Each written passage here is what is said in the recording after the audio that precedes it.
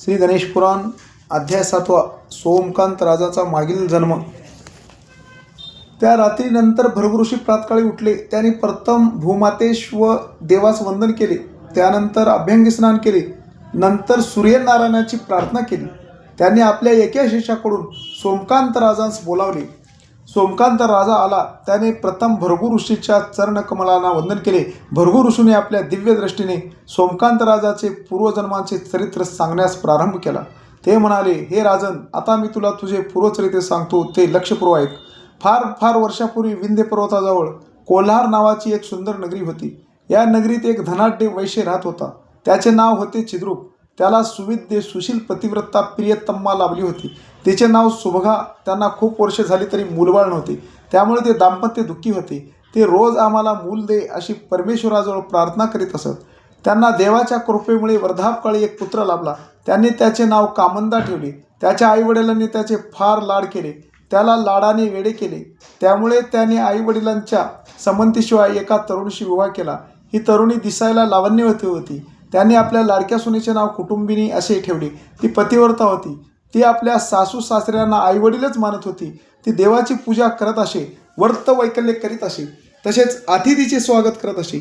भोजन दिल्याशिवाय ती अतिथींना सोडत नसे. अशा या थोर पतिव्रता स्त्री 7 पुत्र व 5 कन्या लाभल्या. यामुळे चिद्रूप व त्याच्या पत्नीस आनंद झाला. ते दोघेही वर्धपणे नातवंडाच्या बाललीलांत रमून गेले. या पृथ्वीवर जन्म घेतलेल्या प्रत्येकास एक ना एक दिवस दुसऱ्यांच्या खांद्यावरून स्मशानात जावे लागते. निसर्ग नियमाप्रमाणे चिद्रूप वैश्य यमलोकी गेला. आपल्या पती परमेश्वराचा विरह सहन न झाल्याने त्याची प्रियतमासुद्धा सती गेली. आईवडिलांच्या निधनानंतर सर्व संपत्ती कामंदाच्या हाती गेली. चिद्रूप धनाढ्य असल्याने खूप संपत्ती होती. कामंदास संपत्तीचा गर्व झाला. त्याला अर्थाचा अर्थपूर्ण वापर कसा करावा हे माहीत नव्हते. त्यामुळे त्याने अविचाराने संपत्ती उडवण्यास सुरुवात केली.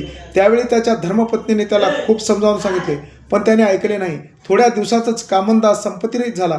पैशाची देवता ही चंचल असते. त्यामुळे लक्ष्मीची पूजा करून चांगल्या मार्गासाठी पैसे खर्च करणे आवश्यक आहे.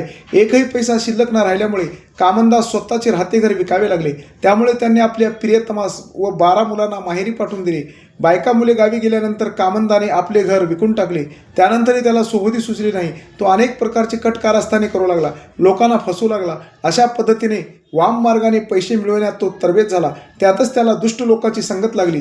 त्यामुळे ते अपेयापान करू लागला. तसेच कुटील स्त्रियाकडे जाऊन तेथे रमू लागला. दुत्यामध्ये हरून लोकांची संपत्ती घेऊ लागला. वडिलांनी दिलेले कर्ज वसूल करण्यासाठी तो कर्जदारांना खोटे हिशोब दाखवू लागला. खोटे बोलू लागला व जबरदस्तीने कर्ज वसुली करू लागला. अशा स्त्रीलंपट लबाड कामंदाच्या हरकतीमुळे जनता त्रस्त झाली.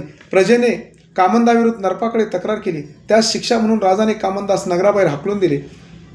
नगराबाहेर हाकलून दिल्याने त्याला बरे वाटले. त्याने अरण्यात मुक्काम ठोकला. अरण्यात येणाऱ्या वाटसुरांना लुटून तो ठार मारत असे. तो अरण्यातील पशुपक्ष्यांना ठार मारून आपले पोट भरू लागला. असे करता करता त्याच्याजवळ अमाप संपत्ती जमा झाली. त्याने अरण्यात मोठे घर बांधले व हाताखाली 10 गुंडांना कामासाठी ठेवले. त्यांच्यावर तो सर्व जबाबदारी टाकून घरात शांतपणे बसत असे.